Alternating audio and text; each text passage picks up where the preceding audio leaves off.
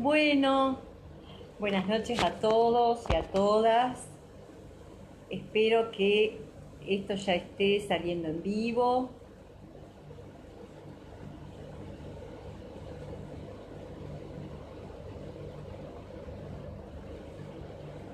Acá estoy dispuesta a conversar con ustedes de un tema que se llama, que yo lo titulé, las sexualidades desde la lógica del no todo, algunas articulaciones posibles entre el psicoanálisis y las diversidades sexuales. Me dispongo a conversar desde ubicada geográficamente en la Argentina, más precisamente desde Concordia y temporalmente situada con ustedes acá en 2020. En esta tarea nuestra de ser intérpretes de la discordia de los lenguajes, vamos a hablar de la subjetividad de la época desde la teoría y también desde la práctica.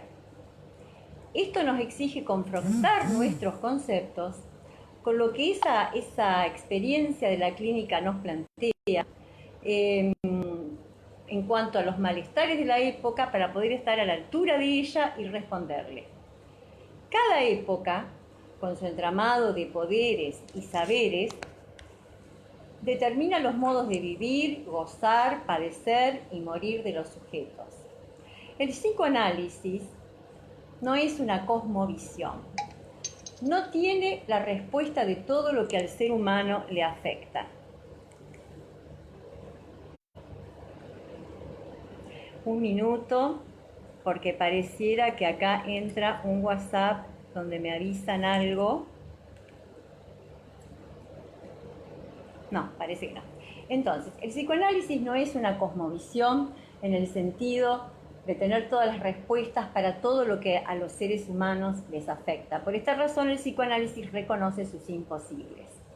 Además, el psicoanálisis nace y se construye como teoría de vanguardia, situada en el contexto de una época y necesita del enlace del debate con los trabajos de otros investigadores de otros campos del saber en relación a las épocas que vamos dejando y que empezamos a transitar.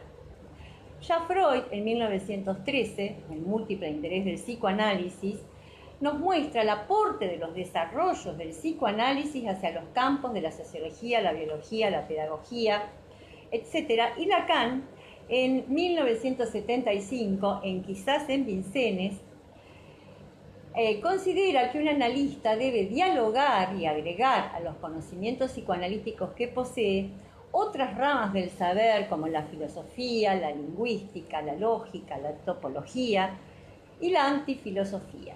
Se trata entonces de responder a lo que la época exige, a la vez que situarnos nosotros en un tanto disciplina que porta un trozo de saber entre otras disciplinas que portan otro tanto. Entonces, siguiendo este espíritu de hallar aportes, intersecciones y buenos malentendidos, es que nos proponemos en esta noche plantear el interés que puede suscitar el psicoanálisis para los estudios de género y teorías queer, conocer las críticas que estas corrientes hacen al psicoanálisis, ubicar las limitaciones que detectamos nosotros en esos cuerpos teóricos, a la vez que considerar aspectos de estas teorías que pueden enriquecer nuestro edificio teórico y nuestra clínica. Bueno, buenas noches, acá me están saludando. Hay que voltear el dispositivo de manera vertical, perfecto. Gracias, Arturo. Ahora sí.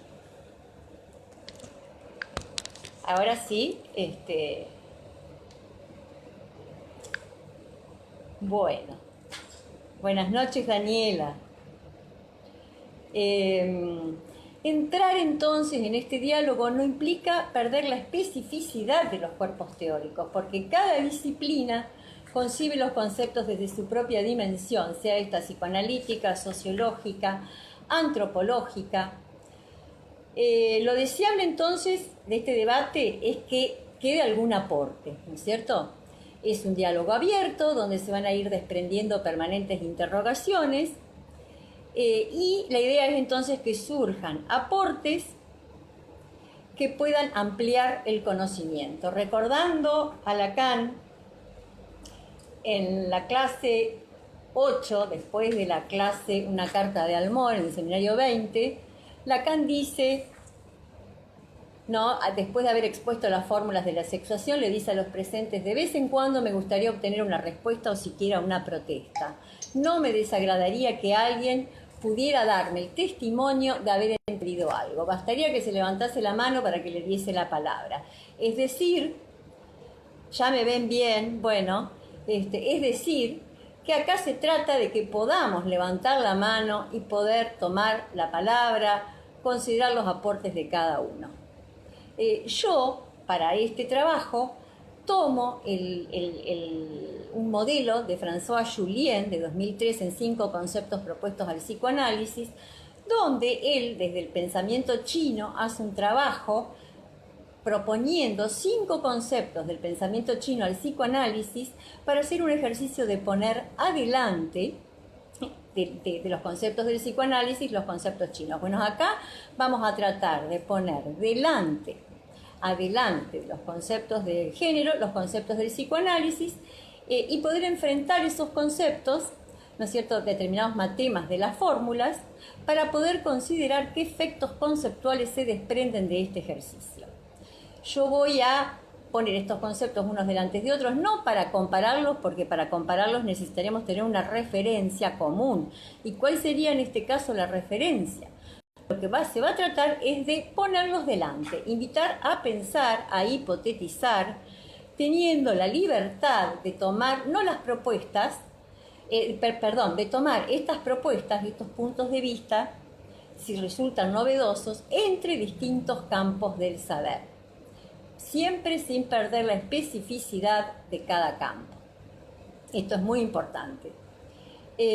Los puntos que vamos a trabajar hoy se van a centrar en la diferencia de los sexos en relación al concepto de falo, de objeto A, y la lógica del no todo desde el psicoanálisis, considerando las críticas y objeciones que se hacen hacia ellos de los estudios de género, y vamos a considerar qué conceptos son los que los estudios de género nos proponen. Este ejercicio entonces apunta a poder llevar a nuestras herramientas conceptuales sobre la sexuación a estar a la altura de los requerimientos de la época. Tenemos entonces un doble recorrido, sin perder de vista esto que yo les decía hace un ratito, que nuestros conceptos, como decía Lacan en el seminario 7, no son amuletos intelectuales, no los tenemos todos con nosotros cuando llegamos a la vida. No se trata, al mejor estilo de la caverna platónica, de recordar para conocer. Los conceptos y las teorías sobre la sexualidad se construyen en las distintas épocas. Entonces, ningún saber humano abarca todos los saberes sobre lo recóndito de la sexualidad humana. Cada uno de estos campos aborda la sexualidad desde dimensiones distintas con marcos teóricos propios. Los estudios de género y el psicoanálisis son 2 direcciones asintóticas, pero eso no quita los posibles encuentros y desencuentros, los buenos malentendidos. Y aún utilizando todos estos niveles del saber, siempre van a quedar partes no sabidas sobre la sexualidad, porque la sexualidad escapa al sentido. Bueno, rápidamente, siguiendo a Thomas Kuhn, un paradigma es un conjunto de saberes establecidos que sostiene la ciencia en su función, operando, ¿no es cierto?, como referencia para la resolución de problemas. Cada teoría, entonces, es un aparato ideológico que permite interpretar lo real a través de un cuerpo teórico. Se establecen núcleos duros consensuados de saber por cada comunidad científica, pero resulta que siempre surgen anomalías que no se llegan a explicar por esa teoría. Aparecen puntos de incompletud e inconsistencia, y ante esos puntos de vacío teórico se ubican operaciones defensivas, inventándose o tratándose de encontrar hipótesis agregadas, hasta que esas hipótesis agregadas van realizando una acumulación que quita riqueza y hacen de lastre y paralizan la práctica. Ahí es donde se gestan otros paradigmas. Esto es así porque los seres hablantes siempre ponemos sentido a lo real, y porque ese sentido va variando con las épocas, y además el sentido se fuga del tonel en buena proporción. En este punto de pasaje en que se perfila otro sujeto histórico, en este pasaje de la era del yo a la era del otro que no existe, para tomar una frase milleriana, allí estamos ubicados todos nosotros y nosotras. Entonces nos puede resultar útil para este tema que tratamos hoy establecer dos diferenciaciones así de modo rápido. Por un lado está el concepto de producción de subjetividades en sentido amplio y mecanismos de producción de sentido, y por otro está la constitución del aparato psíquico, o sea, la subjetividad en sentido restringido. El primer concepto se refiere a cómo se van constituyendo los sujetos en términos universales dentro de procesos que son históricos, es decir, que no son permanentes. Cada época moldea un tipo de sujeto y en este modelado juegan variables antropológicas, culturales, geográficas, económicas y políticas y demás. El segundo concepto se refiere a la constitución del aparato psíquico, la construcción del psiquismo, las formas de los síntomas y subjetividades, la envoltura formal de esas subjetividades y también en muchos casos los mecanismos de formación de los malestares y de los síntomas que van tomando el relieve de la época porque están marcados por esos mecanismos de producción de sentido. Como estos mecanismos se van transformando, la constitución del aparato psíquico va siendo influida por estos cambios en la producción de sentido. El psicoanálisis no es una teoría de producción de subjetividades y de mecanismos de producción de sentidos en sentido amplio. Aporta al estudio de las subjetividades una por una, desde sus conceptos fundamentales, inconscientes, subjetivo, síntoma, pulsión, deseo, transferencia, repetición, tres registros y objeto A. Creo que no me olvido, a lo mejor me olvido algo. Entonces, el psicoanálisis tiene elementos invariables, lo ahistórico, la fuerza de la pulsión, otros elementos que varían en relación a los aspectos significantes, los semblantes que toman los ropajes de la época. Pero estos conceptos psicoanalíticos no abarcan a la constitución de subjetividades en su totalidad en tanto sentido amplio. Entonces, tomamos a Foucault y decimos cómo la modernidad construye un sujeto donde la sexualidad pasa a ser decisiva en su constitución como sujeto. Como no ocurría antes, la sexualidad pasa a ser el centro de la vida y el criterio fundamental para establecer la identidad de los seres humanos.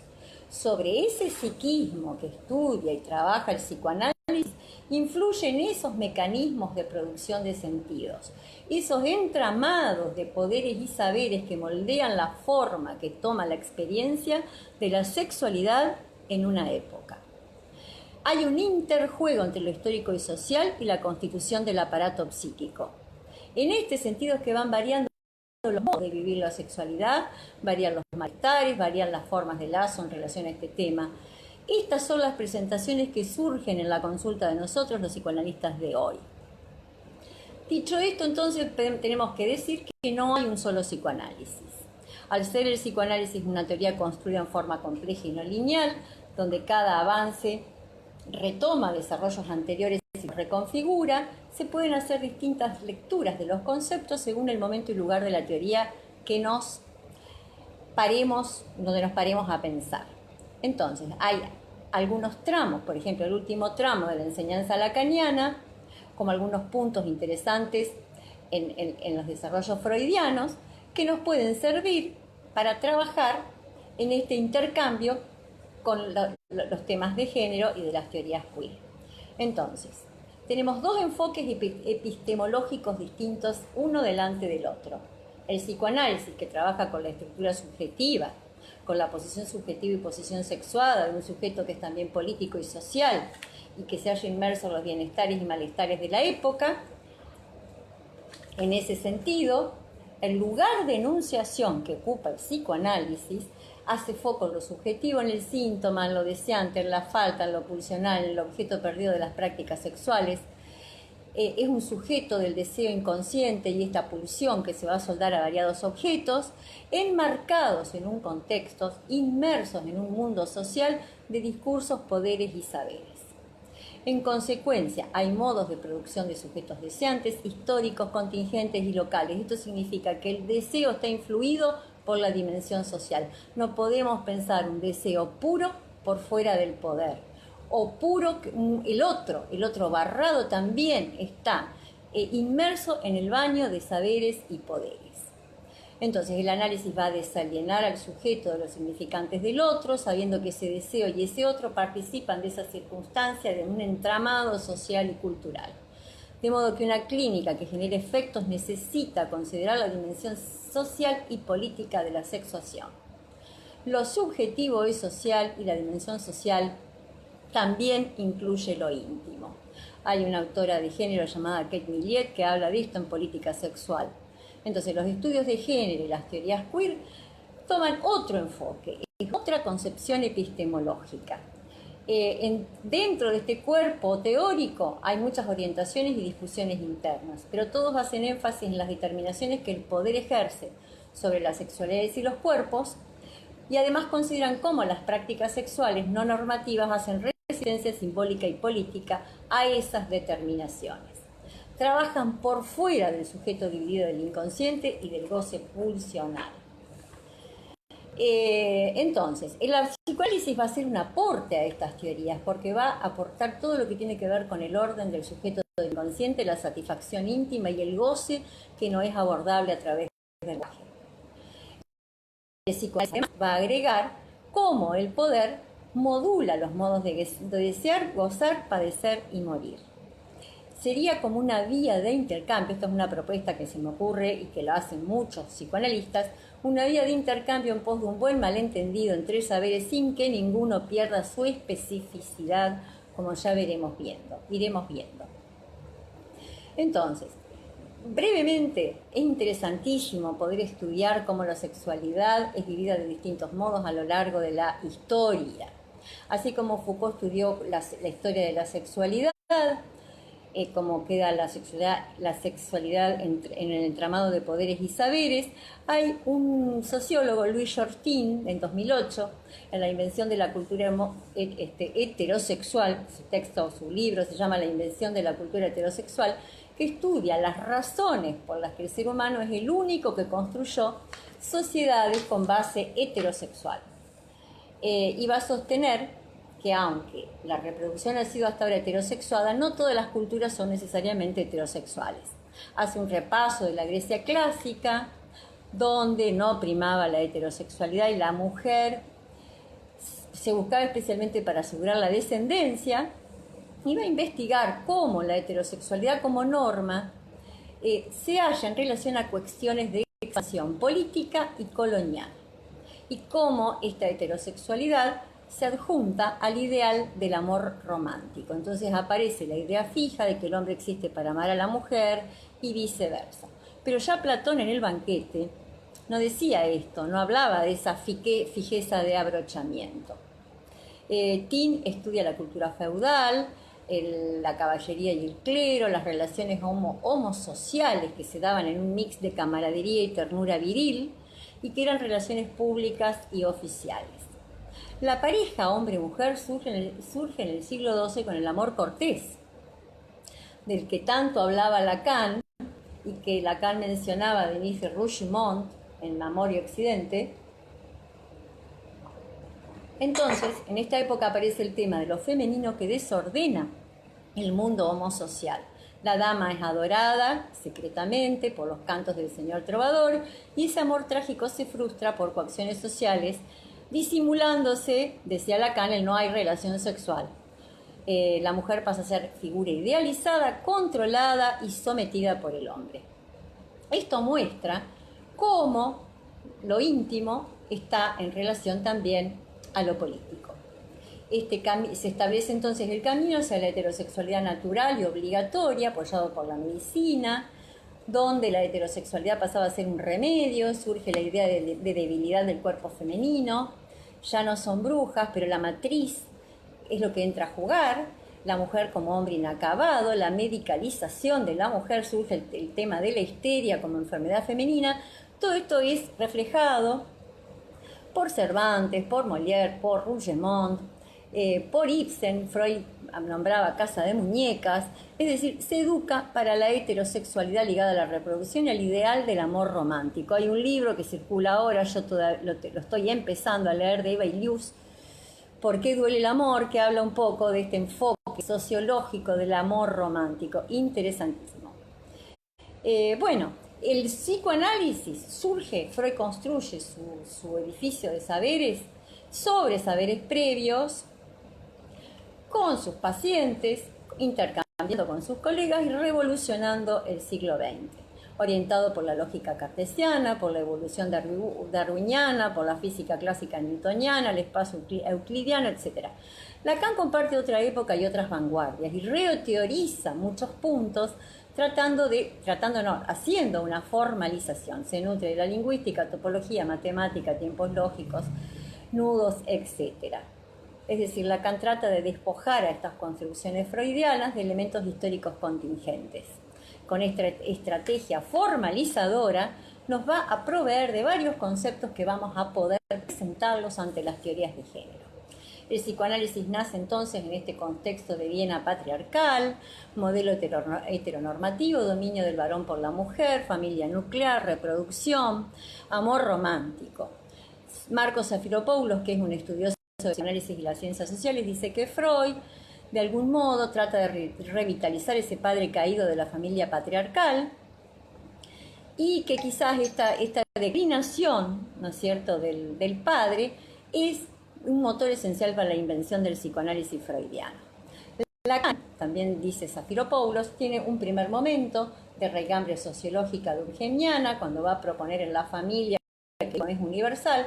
Luego, cuando pasa la lingüística al estructuralismo, va a universalizar el complejo para después, a la altura del seminario 17, pasar del mito a la estructura y vamos a tener la castración estructural, donde ya el Edipo va a pasar a ser nada más que un sueño de Freud, un mito, un sueño de Freud, un relato, pero la castración pasa a ser estructural y queda así formalizada, dando lugar a las suplencias, desanclando la teoría de las configuraciones heteronormativas y patriarcales de los inicios, y nos va a permitir alojar en la clínica otras formas de vivir y sentir la sexualidad.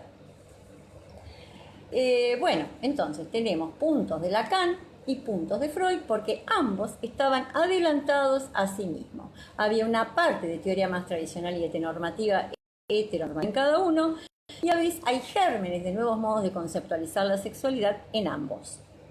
Estas conceptualizaciones, que son gérmenes que posibilitan alojar la diversidad, son las que proponemos que son una herramienta útil y eficaz del psicoanálisis, donde la heterosexualidad sería una variante más, una opción más de vivir la sexualidad, y se lo trabajaría como distinto de la heteronorma y el heterosexismo, que se caracterizaría por la exclusión y la dominación.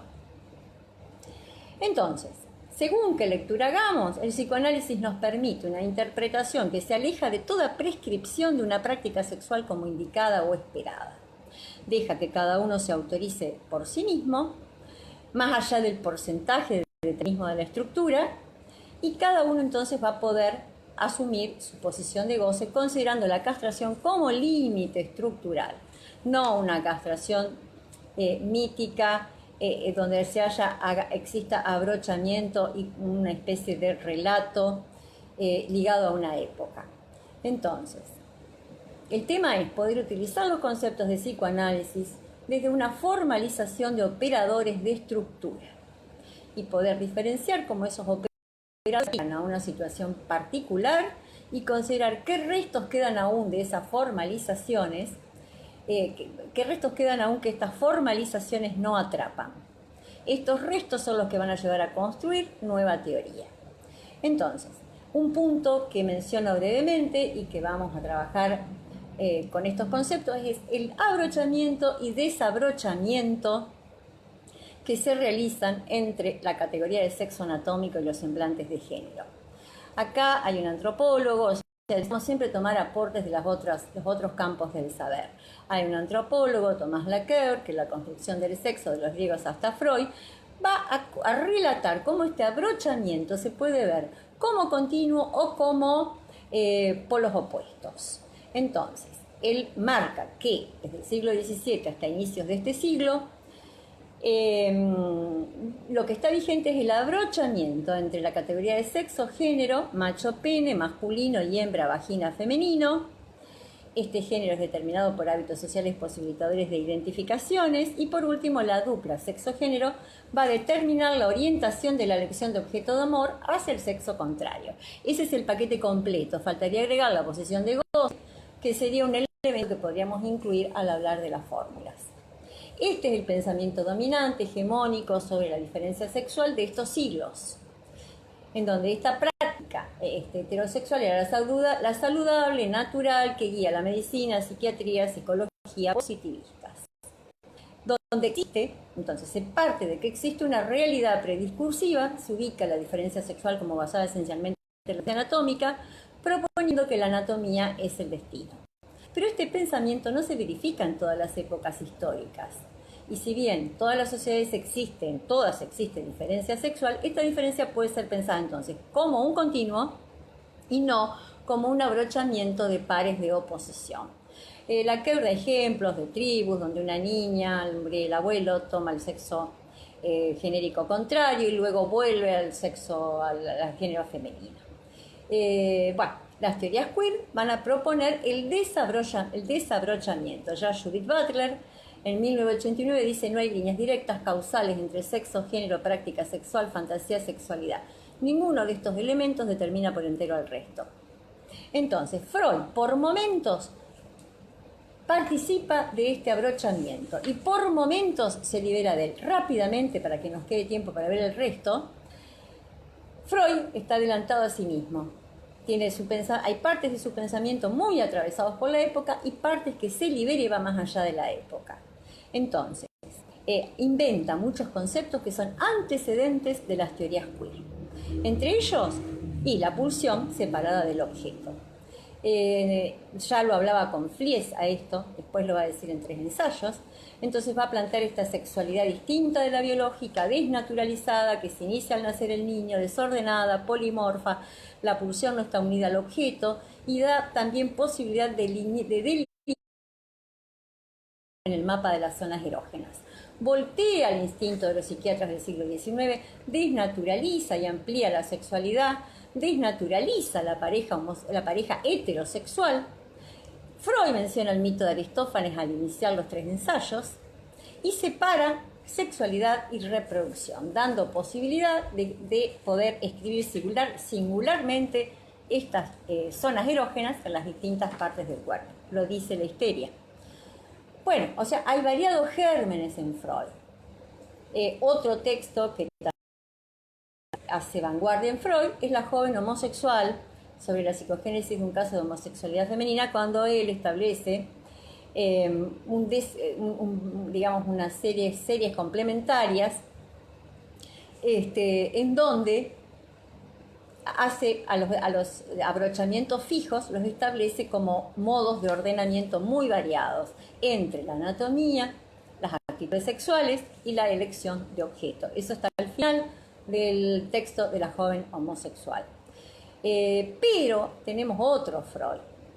Faltó decir también Freud en la degradación de la vida erótica, en la moral sexual, cultural y la nerviosidad moderna, hace aportes muy avanzados porque critica el modelo heteronormativo, habla de las dificultades del matrimonio, de la moral sexual de esa época y cómo esto influye sobre la vida y el padecer y el bienestar de los sujetos. Pero bueno, Freud iba y venía. El Freud convencional, normativo, apegado a la mentalidad de la época, que emplea un lenguaje que él mismo ha cuestionado, como invertido, perversiones, normalidades, abrocha anatomía, género y elección de objeto.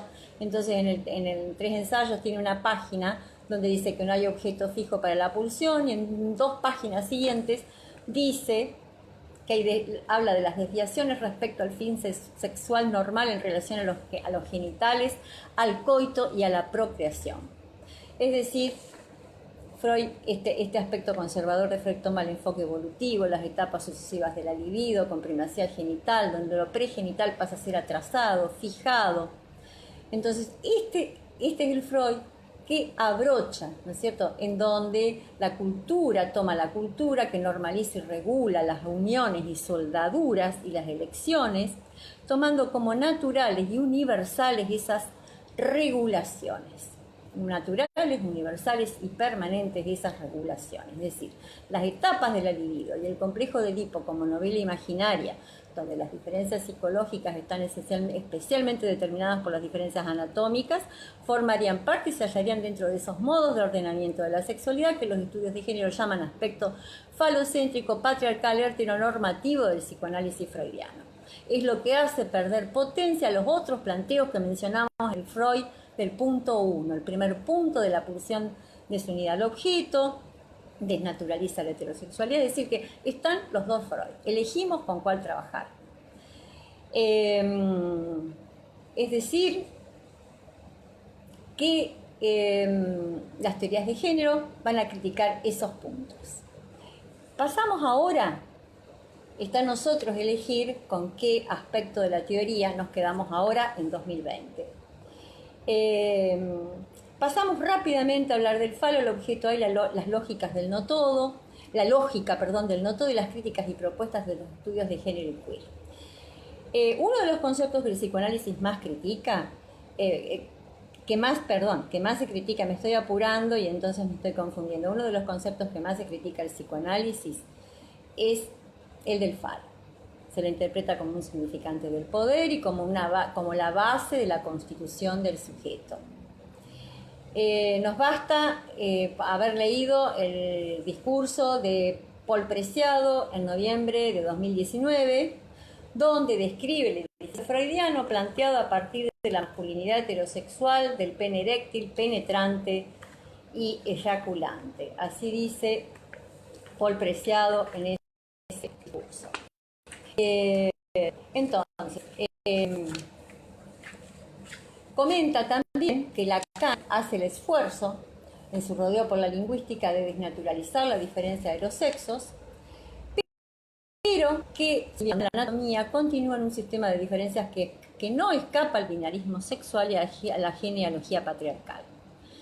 Dice que la desnaturalización está en marcha, que Lacan él mismo no estaba listo todavía y pareciera que nos invita a nosotros a hacer ese trabajo. Quizás faltó que Preciado considere el pasaje por la lógica, la matemática, la topología y los nudos. Luego de este pasaje, quizás quedarían algunos aspectos binarios y patriarcales, pero esta parte de la teoría es la que nos da posibilidad de entablar un diálogo. Bueno, así como critica Preciado este concepto de falo, y Gayle Rubin en el tráfico de las mujeres, Teresa de Lauretis en sujetos excéntricos, etc., y Judith Butler en sus textos. Vamos a hacer una breve genealogía del concepto de falo hasta llegar a la función fálica y tomaremos luego las críticas que hacen Butler con el falo lesbiano y Preciado con el dildo. Bueno, el falo en la enseñanza tiene un papel central. Hace todo un recorrido hasta terminar en una situación contingente, siendo un trayecto a lo último de la sexuación, pero no el único aspecto, porque convive con la lógica del nodo fálico. Entonces el goce fálico ya no es el único goce posible. También es importante considerar que no es falso pensar que el concepto de falo, tanto en Lacan como en Freud, surja del pene. Hay un goce corporal orgánico que luego se le da contenido psíquico. Eso no impide que después el falo se desprenda del órgano y de lo imaginario y se transforme en una función vacía, en un operador de estructura. No hay duda entonces que Lacan en sus comienzos toma muchas expresiones falocéntricas y es vacilante en cuanto al papel de la anatomía en la causalidad subjetiva, costándole desprenderse del valor dado a los genitales, especialmente al masculino, como organizador del psiquismo. Por ejemplo, Seminario 5, ¿no es cierto? El complejo de Edipo tiene una función normativa en la estructura moral y en la asunción de su sexo. El complejo de Edipo permite que el hombre asuma un tipo viril y la mujer un cierto tipo femenino. Seminario 5, página 169. En el tercer tiempo del complejo de Edipo, el niño se identifica con el padre como poseedor del pene y la niña reconoce al padre como quien lo posee. Página 209. La homosexualidad es una perversión. Página 204 del Seminario 5. Pero bueno, Lacan pasa cada vez más a significantizar el pene hasta que con el objeto A posibilita una teoría cada vez menos heteronormativa. Hasta que en el seminario A1 plantea que hombres, mujeres y niños no son más que significantes. La diferencia sexual no sería ni cuerpo solo ni género solo, pues el género se encarna y el sexo se simboliza, concibiendo así el concepto de sexuación. Entonces, no vamos a poder hacer un pasaje del falo del seminario 3 como significado, del seminario 5 como significante del deseo, porque el otro ya está barrado. El tener y no tener, el significación del falo, la comedia de los sexos, ahí ya el falo, si bien ordena los sexos, también los obstaculiza, y es una comedia donde los semblantes caen al pie del lecho. Acá ya el falo está haciendo un poco de vacío ante esta sexualidad que escapa a este significante. Entonces ya en Ideas Directivas, en 1960, va a decir que el falo no drena todo lo pulsional en la mujer, que algo hay de la sexualidad de la mujer que escapa al significante. El Edipo ya no alcanza para ordenar ese real del sexo que escapa, se empieza a abrir el camino para el no todo. Lo femenino ya se está escapando a la castración simbólica. El hombre le hace a la mujer de relevo, pero hay todo un trecho de lo femenino que escapa a este goce fálico. A la altura del seminario 10 ya la metáfora paterna deja restos sin simbolizar, la sexualidad femenina se empieza a estructurar de otro modo, el falo como significante del deseo pasa a ser el significante del goce, pero este aquí que el goce es reacio a entrar al significante, entonces aparece el objeto A. El objeto A va a ser el tratamiento de ese real del goce. Este objeto perdido por la entrada al lenguaje va a ser tramitado en esos objetos que se ubican y se buscan generalmente en el otro. El falo y el ano se confunden. Nos acordamos de Diana Rabinovich en la significación del falo. El falo se reprime, el A no. El falo pacifica y el A genera angustia. Si no está velado. Entonces, este objeto A, este objeto tan raro, nos va a servir porque se encuentra despegado de todo género y permite diversificaciones erógenas. El objeto A no entra a la imagen, no entra al concepto. Entonces, este objeto adopta distintas formas, todas independientes del género. Mirada, voz, ano, labios. Aquí entra el ano depreciado, la voz del sexo por internet, la mirada de la imagen de la pantalla. El A despega los placeres de los órganos genitales. Este concepto rompe con la heteronorma y rompe con la genitalización obligatoria.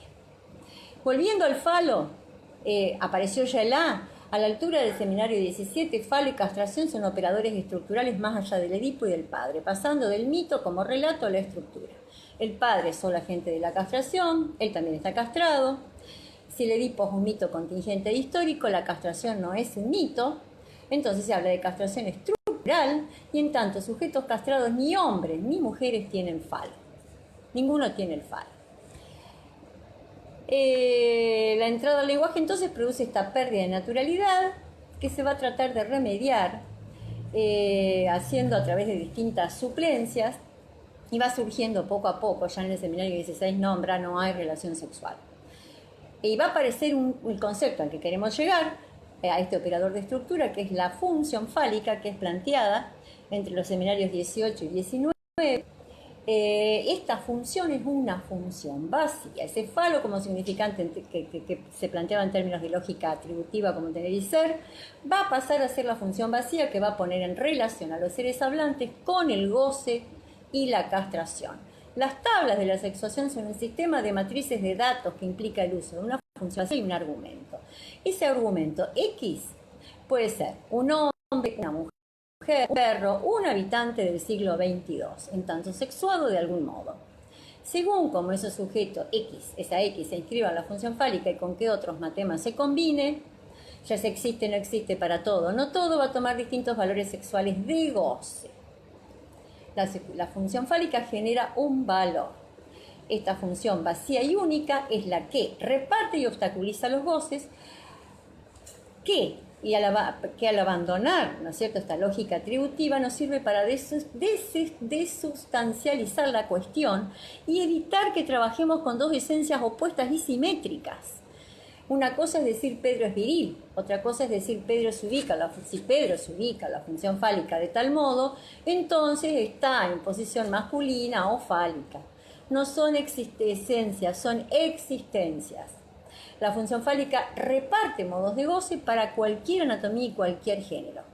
Entonces aparecen dos lógicas distintas, la atributiva binaria y la de la diferencia con un fundamento real que rompe el binario. Ambos lados son discordantes, izquierdo y derecho. No es que uno niegue al otro, sino que cada uno hace obstáculo al otro, mostrando que no hay cada cual para cada cual. ¿No es cierto? Esto rompe el binario de esencias opuestas. Acá hay una frase que la voy a mencionar porque es interesante cuando Lacan en el seminario 19 va a preguntar, ¿todo lo que no es hombre es mujer? Tendemos a admitirlo, pero dado que la mujer es no todo, ¿por qué todo lo que no es mujer sería hombre? Hay algo del lado derecho que no es complementario del lado izquierdo. Esa falta de complementariedad rompe el binario de esencias opuestas. Son más de dos. El lado derecho no entra en la contabilidad razonable. No es segundo porque rechaza toda categorización.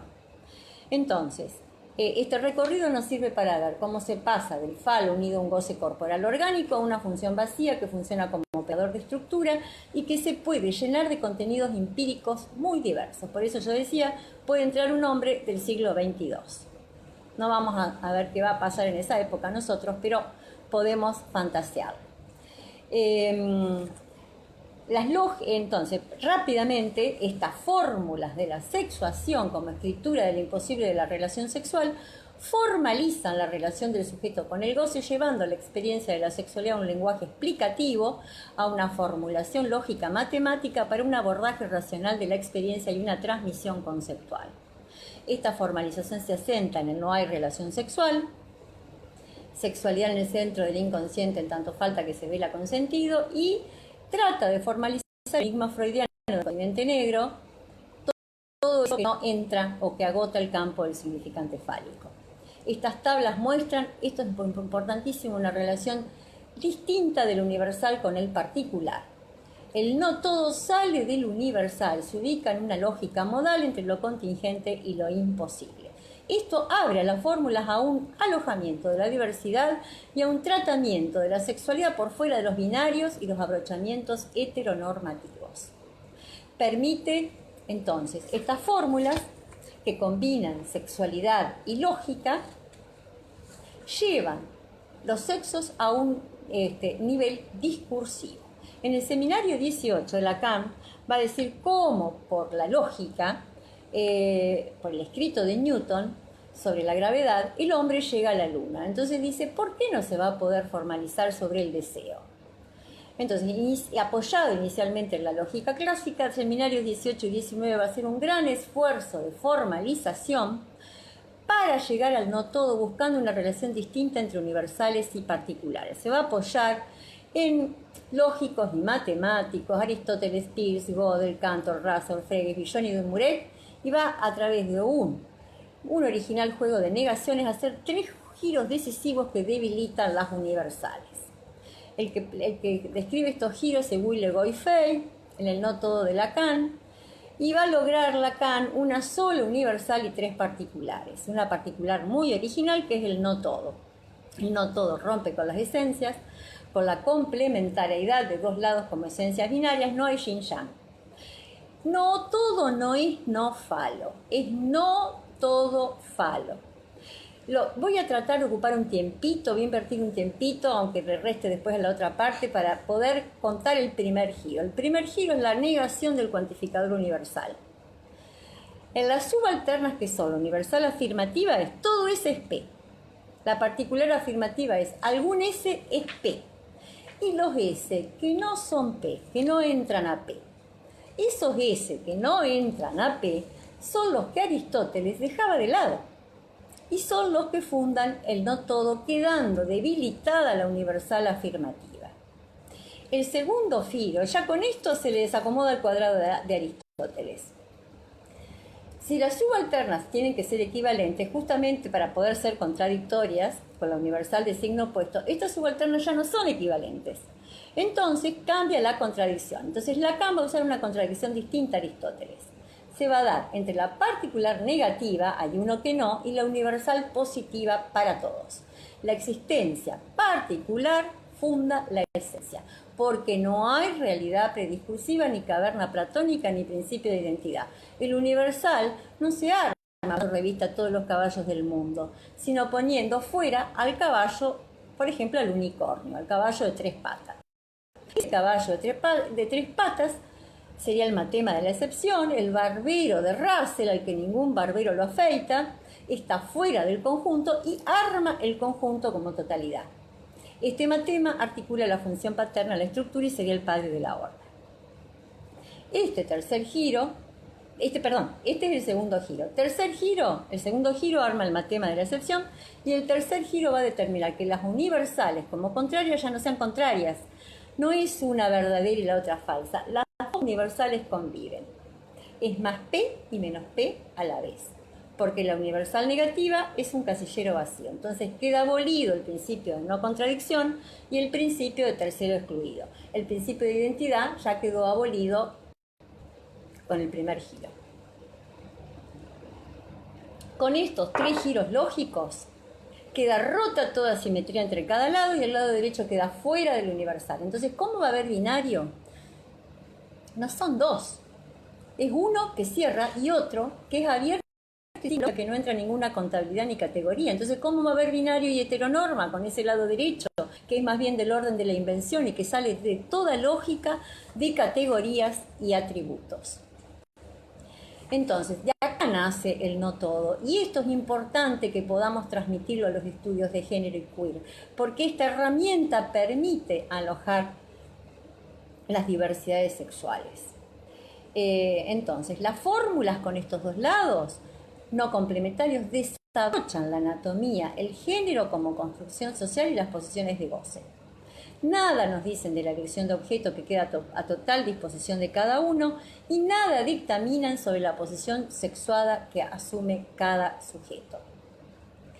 Este no todo, entonces, toma la función fálica, que es la que organiza los dos lados, está una parte en ella y no todo en ella. Sigue entonces una lógica más allá del falo y de la castración fálica, está concernido por la función fálica, pero no todo. Se abre al infinito actual, al uno por uno. El infinito actual es que existe todo, así brevemente, en forma muy grosera, que existe todo al mismo tiempo. Por el infinito potencial existe algo y lo que no existe se halla en otro lugar. En el infinito actual está todo al mismo tiempo, acercándose a la física cuántica y a las partículas que se encuentran en varios lugares, en múltiples lugares al mismo tiempo. Entonces, la elección de una posición sexuada se construye partiendo de un sujeto dividido con determinaciones inconscientes, que se halla muy lejos de poseer una identidad, muy lejos de lograr la complementariedad sexual y que posee un cierto margen de libertad subjetiva. Es decir, hay una anatomía, una función acéfala, identificaciones y una función fálica. Con esos elementos, cada sujeto combina de distinto modo el porcentaje de determinismo y el porcentaje de contingencia. Se autoriza por sí mismo para luego de pasar por la castración y por el otro. Todo ser que habla se inscribe de uno u otro lado, más allá de los atributos anatómicos. Las fórmulas con sus posiciones de goce y desabrochadas de los atributos de género y de la anatomía permiten salir de los abrochamientos. No voy a hablar del piso inferior, del piso superior, brevemente. Esta lógica, la lógica del no todo, se distingue de la lógica del todo. La lógica del todo es la lógica de que arma un universal, construido a través del matema de la excepción, de los atributos, que arma opuestos y binarios, la lógica fálica, del infinito potencial irrazonable. En ella se puede ubicar cualquier existencia corporal y genérica. Se ubican hombres y se ubican mujeres. En esta lógica se ubican las instituciones, el matrimonio, el discurso de la ciencia, el patriarcado, la heteronormatividad y los segregacionismos. La lógica del no todo acompaña al anterior y amplía el campo de lo humano. No hace binario con la lógica fálica, porque convive sin negarla. Ambas se obstaculizan y se consideran en la discordia. El no todo está en el falo y va más allá. Entonces, el no todo no es ninguno, porque sería universal, es no todo. Quedan de esta manera cuestionados todos estos principios lógicos de la lógica aristotélica. No hay binario, por dos razones. No hay binario porque las universales conviven, no hay binario porque el no todo es abierto y no tiene medida. No voy a hablar de la barrada, de todos los matemas de fórmulas, porque no nos va a dar el tiempo para tocar algo de Butler y de Preciado, pero estoy planteando los ejes fundamentales que servirnos para argumentar a las teorías de género que las fórmulas de la sexuación permiten trabajar por fuera de lo heteronormativo y lo binario. Que son una herramienta para desordenar la heteronormatividad y cuestionar los conceptos de patriarcado, falocentrismo y sexismo. Que las expresiones sexuadas conviven, porque las universales no son contrarias, y las dos pueden ser verdaderas, es decir, si no, las universales no se niegan, las expresiones sexuadas pueden convivir. El falocentrismo es un trayecto más, pero no abarca la totalidad de los goces. Entonces, el falocentrismo sería un modo de interpretar la sexualidad constituido desde la matriz cultural de corte patriarcal en que nos hayamos inmersos en los últimos siglos. Donde se piensa que el goce fálico es el único posible. Las fórmulas nos muestran que no todo gozar es del uno fálico, que no hay relación sexual, que no hay una pareja sexual universal y apropiada. Las distintas formas de habitar la sexualidad son modos de atravesar el malestar de la estructura, el no hay relación sexual. La lógica del no todo, entonces, es hetero, dice Lacan, en tanto un tratamiento de la dialéctica entre lo uno y lo otro. Se abre a lo extranjero, a lo otro, a lo distinto, al que desea y goza de distinto modo. Esto enriquece la clínica porque aloja la época, deja entrar estas partes, todo ese P,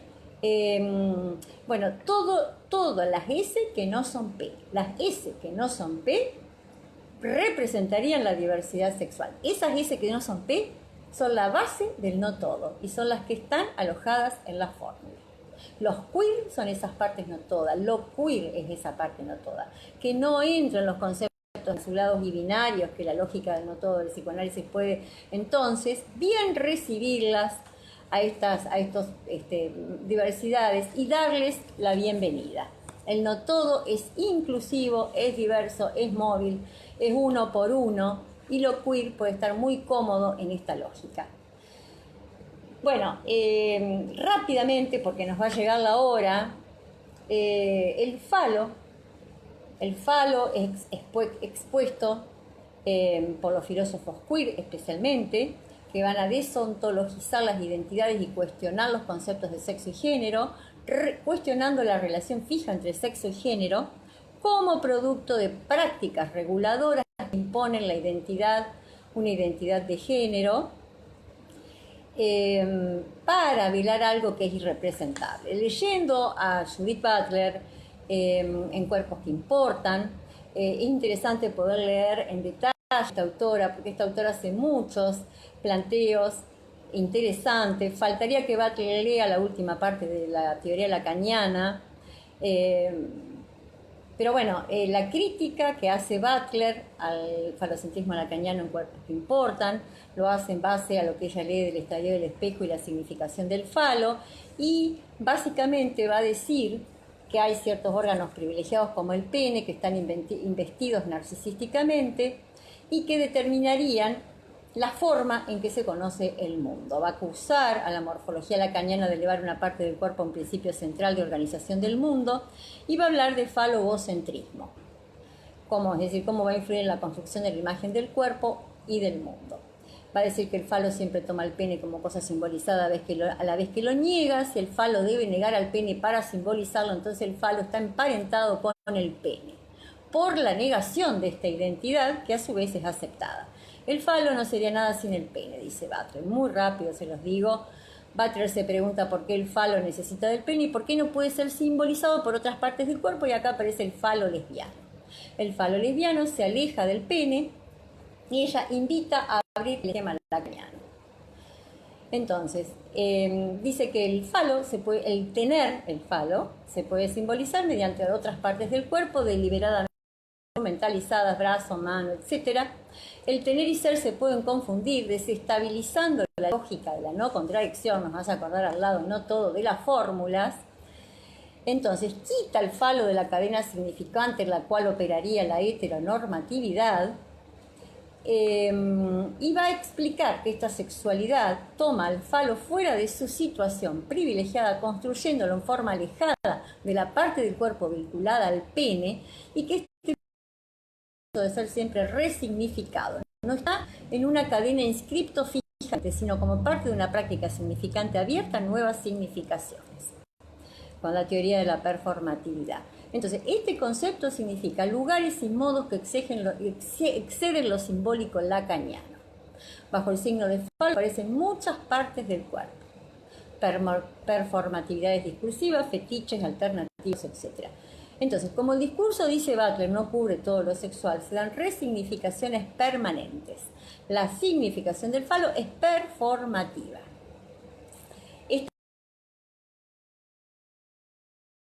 Esta privilegiada, ella va a hablar bastante sobre que si el falo significa el pene como su ocasión privilegiada, existe solo porque se lo instituye y reitera. Entonces, el falo puede simbolizar distintas anatomías.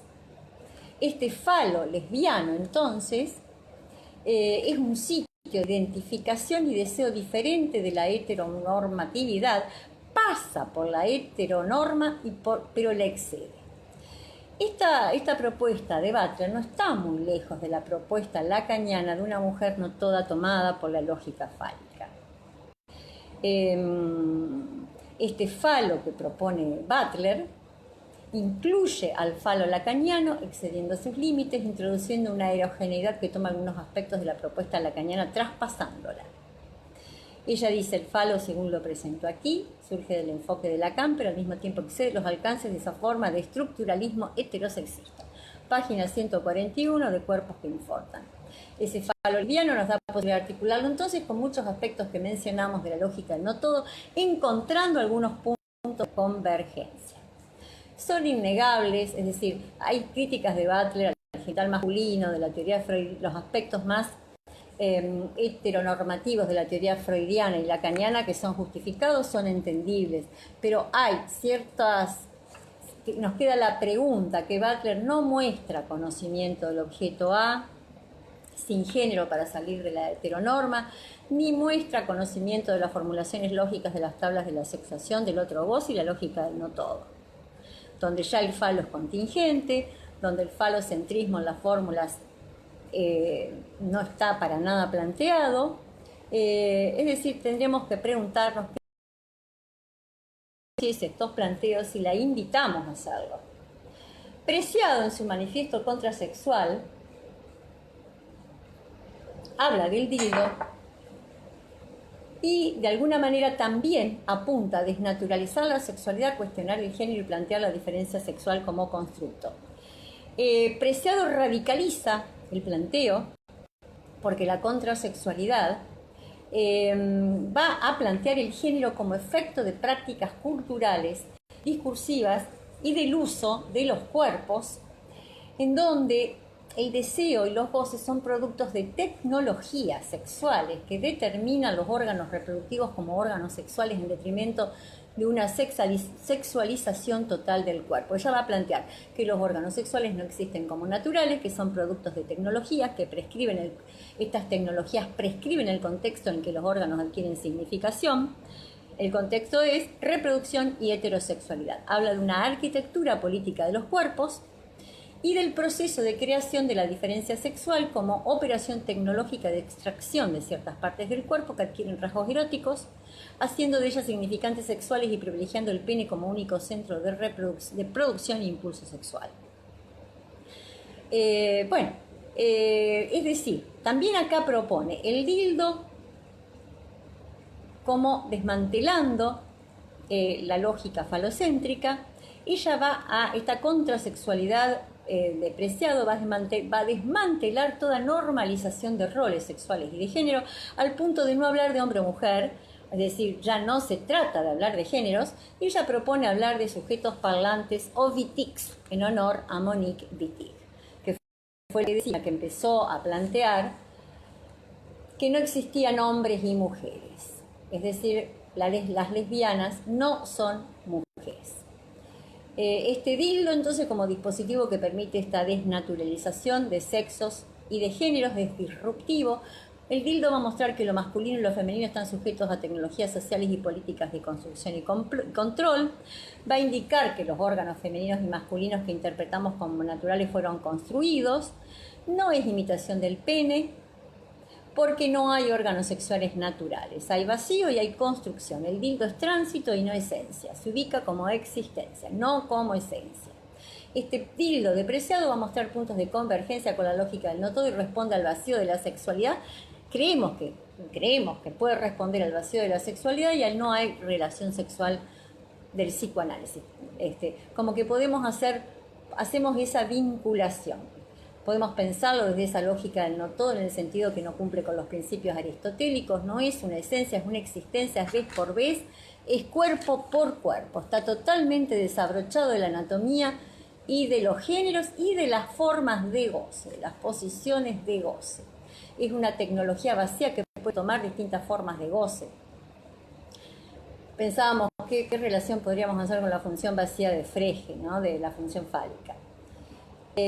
Bueno, este dildo entraría también en la idea de objeto, en tanto no posee un significante, una imagen que lo marque. El dildo es ese objeto plástico y versátil. La diferencia anatómica planteada por estos estudios, es decir, los estudios de género y las teorías queer, ellos van a desabrochar anatomía de sexo y de posiciones de goce. Está el discurso de Preciado, que no voy a alcanzar a plantearlo porque ya estamos casi en la hora. El psicoanálisis, en cuanto, bueno, está todo lo que plantea Pierre Bourdieu en la dominación masculina. Hay mucho para leer de todos estos autores para contraponerlo a Jean Cophead. Cophead va a plantear que la diferencia sexual no se escribe, es real, tan solo su fracaso se haya inscrito. Entonces no puede ser deconstruida como la diferencia de razas o la diferencia de clases. El amplio espectro de psicoanalistas va a ir tomando distintas posiciones respecto a la sexuación. Generalmente se lo va a abordar desde 3 niveles: anatómico, identificatorio, electivo. Pero bueno, en síntesis, para la psiquiatría, la psicología, las personas comunes y hasta algunos psicoanalistas, el nivel, es decir, lo real está antes que lo simbólico, habría realidad prediscursiva. Para la enseñanza, a la lectura de las fórmulas, no hay realidad prediscursiva. Un órgano, para existir, tiene que pasar por el significante. Hombres, mujeres y niños no son significantes. Perdón, son significantes, qué acto fallido. Esos significantes no significan nada por sí mismos, sino en relación a los otros. Si son significantes, no tienen relación con la biología. Por eso, hombre no va unido a macho, ni mujer a hembra. Esos ya son anudamientos. Para Lacan, los órganos genitales no serían datos de entrada, no son una realidad sobre la que el aparato psíquico se fundaría. Entonces, la sexualidad lacaniana es un traspié al sentido, el sentido no refleja lo sexual, sino que el sentido sustituye lo sexual que falta. Seminario 21. Entonces, puntos de convergencia, no voy a hablar de la performatividad butleriana. Los puntos de convergencia serían entre ambos campos del saber. No hay realidad prediscursiva, tampoco hay entonces una realidad sexual. El sentido no refleja lo sexual, lo compensa.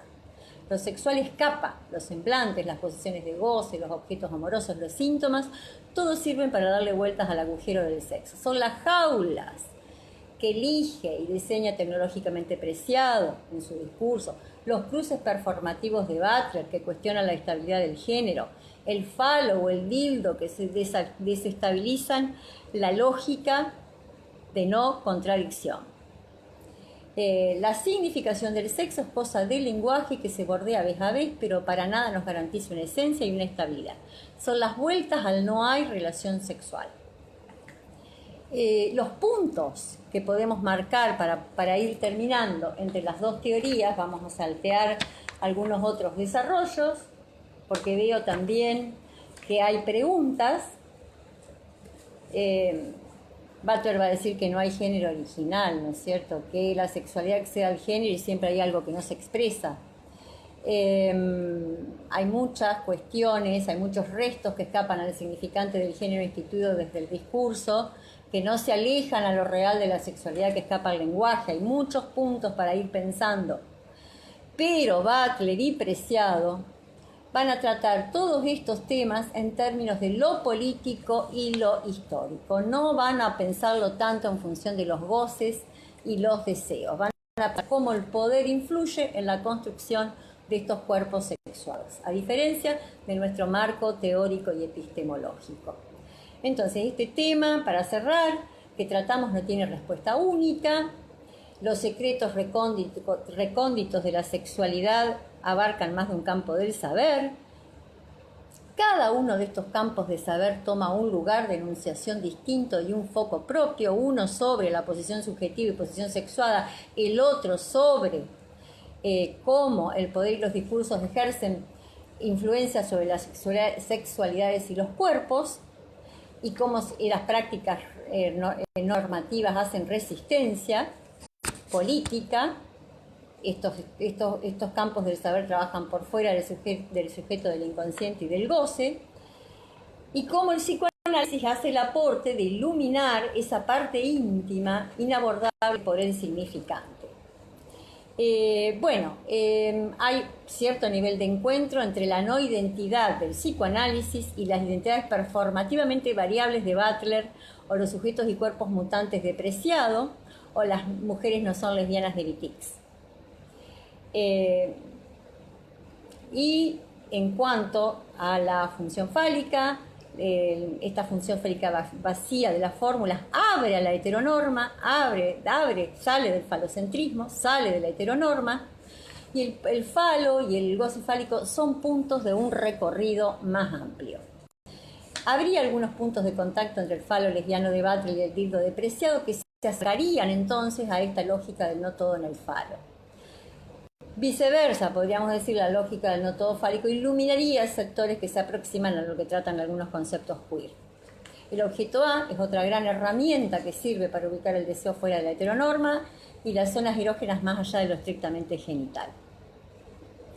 El deseo y el goce, el A como causa de deseo y el A como plus de goce. Las fórmulas con la lógica del no todo, que van más allá de lo universal, permiten trabajar identidades móviles, cuerpos y sujetos mutantes que pueden estar en una posición sexuada o en otra. Esta lógica del no todo es la que le da cabida, cómoda y entrada a lo queer. También, respecto a la diferencia sexual, habría puntos de contacto cuando el sector de la teoría más cercana a las formas de la sexuación y los nudos no niega la diferencia sexual, pero lo ubica como efecto del significante. Entonces, en distintas épocas los significantes se unen de distinto modo a los cuerpos. Entonces, una soldadura de nuestra época ha sido y es unir maternidad femenina, paternidad masculina, hombre, mujer. La época cuestiona estos abrochamientos, intentan otros abrochamientos, otros modos de soldar esa pulsión y ese objeto que no tienen relación fija ni armónica. Y todos son formas de darles vueltas a lo innombrable, a lo inasible del sexo que escapa a toda esencia. Las teorías queer y las diversidades no escapan de lo real del sexo, tratan lo real del sexo de otro modo, que no tomen la diferencia anatómica pene y vagina como única y principal diferencia que clasifica y ordena a los seres humanos, en relación al sexo y a la sexuación no es negar la dimensión real del sexo. Anudar el sexo y el semblante de hombre o mujer de forma distinta a lo que el discurso hiperante marca no es no considerar o no vivir lo real del sexo. Los tres registros existen en esas configuraciones sexuadas. La conexión entre órgano y sexuación quedó fracturada. El discurso circundante impone soldaduras y formatos a los goces, pero nunca atrapa todo. Las teorías queer hablan de otros formatos a los que también algo se les escapa y la contingencia, la historia de cada uno marca un camino. Dejo una sola pregunta pendiente respecto de la fórmula. Si Lacan nombra lado hombre, ¿por qué Lacan nombra lado hombre y lado mujer? Lo leí en muchos escritos. ¿Por qué nombra lado hombre y lado mujer en lugar de usar otros significantes que marquen específicamente posiciones de goce? Él usa significantes entonces que remiten a categorías genéricas binarias, quedando entonces influidos esos lados por lo que esos significantes connotan. Entonces, entramos al problema que la palabra crea el acoso y nombrar los dos lados de esa forma produce efectos de esencialización, arman un todo. Entonces las fórmulas estarían, en este momento perderían su finalidad. Habría que hacer un gran trabajo explicativo para poder transmitir que Lacan se refería a otra cosa y pensar los lados desde el esencialismo y el binario hombre-mujer. Entonces esto produce efectos teóricos nefastos, es decir, nombrar lado hombre y lado mujer no ayuda a poder utilizar las fórmulas como ya Lacan las estaba empezando o como ya Lacan quería lograr ese objetivo de ir más allá de la heteronorma.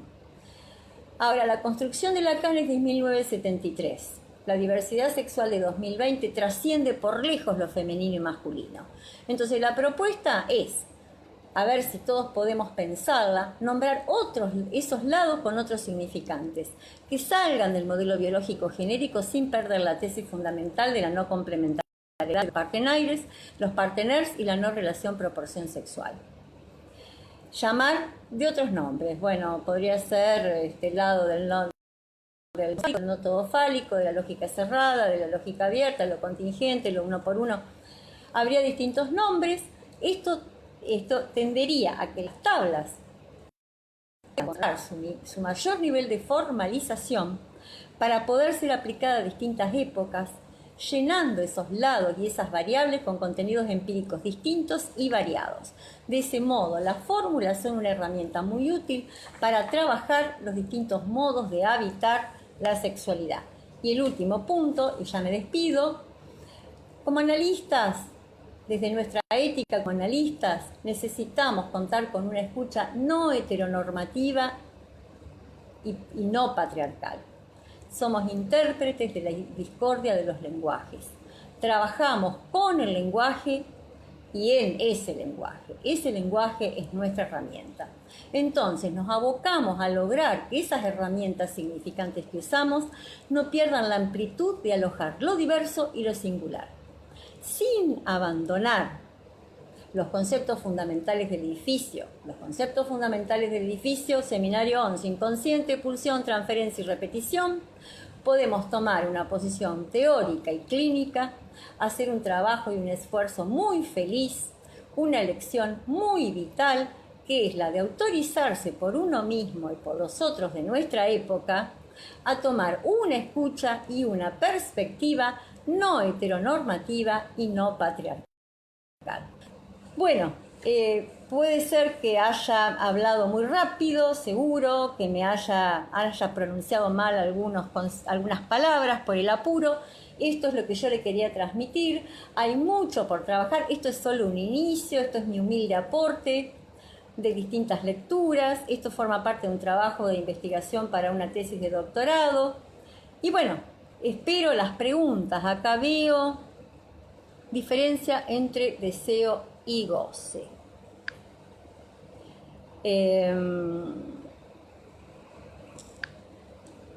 No sé bien a qué apunta esta pregunta. El deseo y el goce. El deseo apunta a lo significante, el goce apunta a lo real, a lo que escapa al significante. Ambos, deseo y goce, están influidos por los aspectos culturales. Están el deseo y el goce se tratan de expresar a través de las palabras y nunca se expresan totalmente. El deseo y el goce están en una parte, es decir, el deseo y el goce van a apuntar hacia un objeto o un partener que se halla por fuera. Pero tanto el deseo como el goce pueden ser abrochados en forma de un continuo, pueden ser abrochados en forma fija. La idea es considerar el deseo y el goce de los seres hablantes y no abrocharlos en forma fija o imponerlos. ¿Qué pasa en los niños trans? ¿Qué pasa si no coincide el cuerpo anatómico con la identidad de género? ¿Por qué forzar? ¿Por qué no escuchar? ¿Por qué no dar tiempo a desplegar estas subjetividades? Son todas preguntas que quedan a trabajar.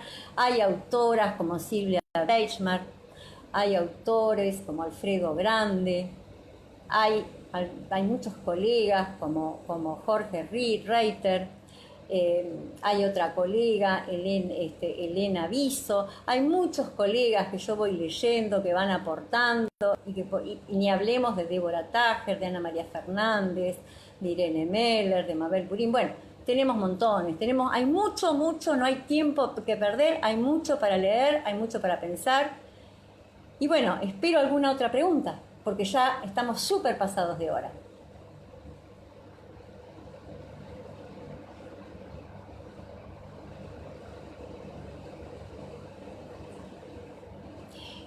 Brevemente les digo, si Lacan y Freud vivieran ahora, Lacan y Freud pensarían distinto, harían todos estos encuentros con los teóricos queer. Y el discurso depreciado de la escuela lacaniana es un discurso muy abierto, no dice que no tiene que existir el psicoanálisis.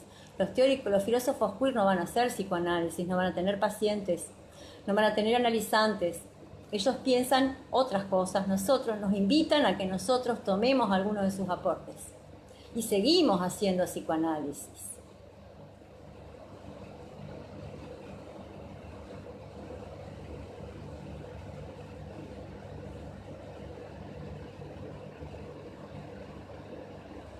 Bueno, saludos desde Paraguay, saludos a todos los que están, Vero Aguirre, Irma González, Yadir Fernández, saludos a todos. Una pregunta, ¿en qué se diferencia la sexuación de la sexualidad? Bueno, acá hay una cuestión, depende desde quién desarrollemos los conceptos. Sexuación es un concepto que Lacan plantea a la altura de las fórmulas, en donde va a tomar las posiciones, es decir, las identificaciones, las posiciones de goce, la función fálica y la castración. La función fálica va a ser la ordenadora. Entonces, la sexuación es un concepto que ordena a la sexualidad en Lacan a la altura de la fórmula. La sexualidad podríamos ubicarla como un concepto que trabaja Lacan para expresar la sexualidad en la parte anterior de la enseñanza. Él, en Seminario 5, la de sexualidad, habla de posición sexual. Esa frasecita que yo les leí de Seminario 5, dice la posición sexual que va a tomar el varón, la niña, etc. Habla de posición sexual, no habla de posición sexuada, porque Lacan no hablaba de posiciones de goce. En ese momento en la teoría no se hablaba de posiciones de goce. Esa sería un poco la diferencia de cómo utiliza los términos Lacan. Los teóricos de género utilizan sexualidad, no vi tanto el concepto de sexuación, pero la diferencia entre esos dos conceptos se pueden hacer en dos momentos distintos de la enseñanza lacaniana. Freud hablaba de sexualidad, no hablaba de sexuación. No sé si con esto aclaro algo, si quedan algunas otras preguntas. Estamos bastante excedidos. Arturo Rogerio, hay una pregunta. Es esta, sexualidad y sexuación.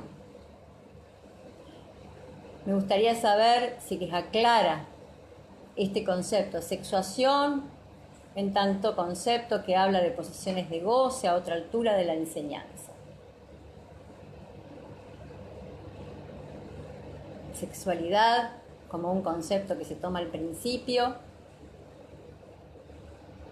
Todos estos conceptos participan de ese misterio de lo irrepresentable, porque la sexualidad de Lacan, del Seminario 3, también escapa al significante.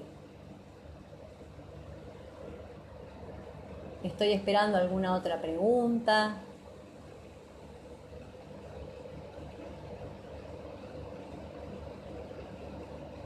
No sé cómo es Arturo, si ya no hay más preguntas, cómo hago para saber si no quedan preguntas.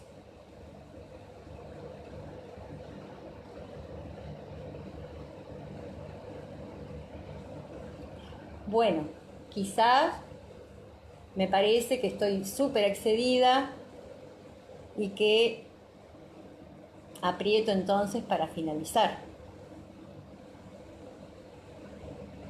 Buenas noches a todos y todas y a continuar trabajando.